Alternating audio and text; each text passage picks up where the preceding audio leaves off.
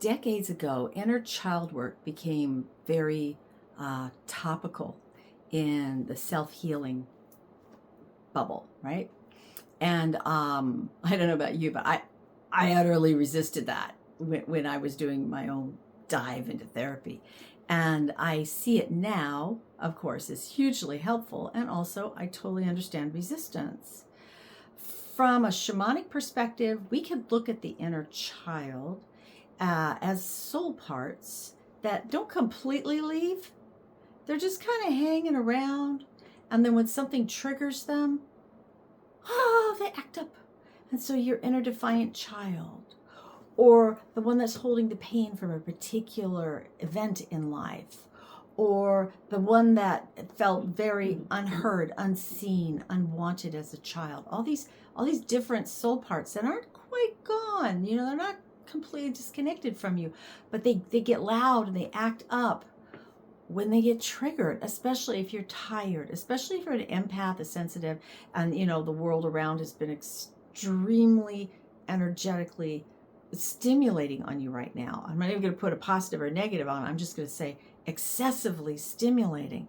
Then these soul parts can get louder, and that sense of being torn apart, lack of continuity can become even more pronounced. And it becomes debilitating. One gets very tired. One gets very ill, predisposed to becoming ill. And you slip back into old patterns, self-sabotage that you thought you'd done everything about. And now there it is again. I'm having to deal with this addiction. Or I'm finding that I'm not getting up when I said I was going to get up, or whatever it is. So these are all signs that perhaps this inner child, or these inconsistently sticking around soul parts are now interfering with you having a day-to-day experience that you're loving. Well, do you get rid of them?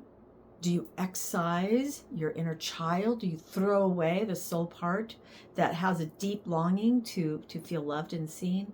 Hell no. You do some recovery. You meet one part at a time and you talk with them. What's going on? How can I help you? What would feel good right now? Or what's going on? Ooh, look at all that energy. Let's move that energy. Let's do something with it. Go out and pull weeds, or run around the block, or go wash your car. Move the energy out. Bring the love in. Move the energy that's obstructive out. This is not about trying to figure out a story, or who's a bad guy, who's a good guy, or more complicated mental things.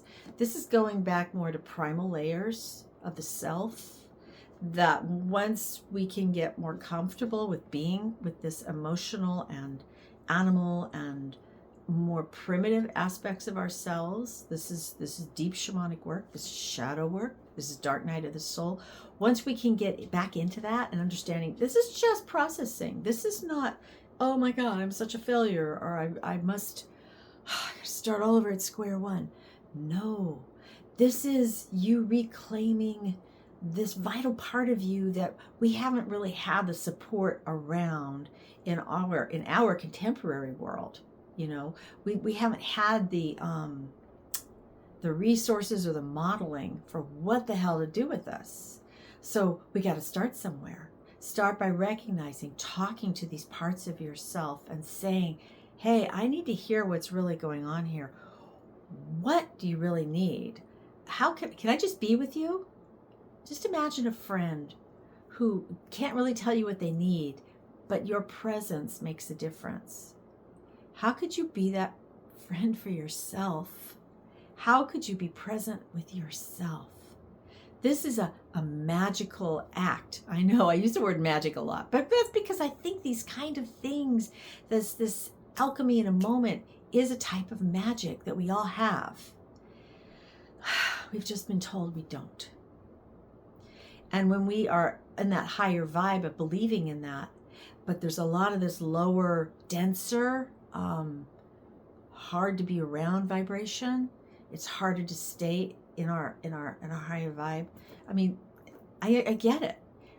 It's hard. So we need to be able to be okay with being in the higher vibe of love and bringing it down to the lower parts of us that are feeling very, very animalistic, afraid or angry, attack mode, and finding that balance in between, finding them, bringing them back, hugging those parts of ourself again and saying, look, honey, I am so sorry that this is going on.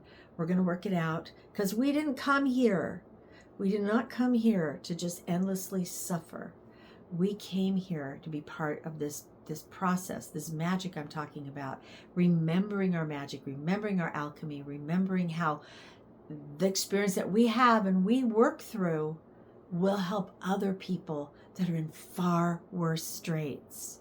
And when we can do that, I know I'm so idealistic, right? But when we can do that, when it feels good, it feels so damn good when I can do one thing today that helps someone else feel better and feel like they've got the next rung on the ladder and they can keep climbing. You know what I mean? I think you do. Otherwise, you wouldn't have watched this far into this video. So I hope this is helpful. You're welcome to share, like, comment, subscribe, and just keep on your journey, your sacred journey.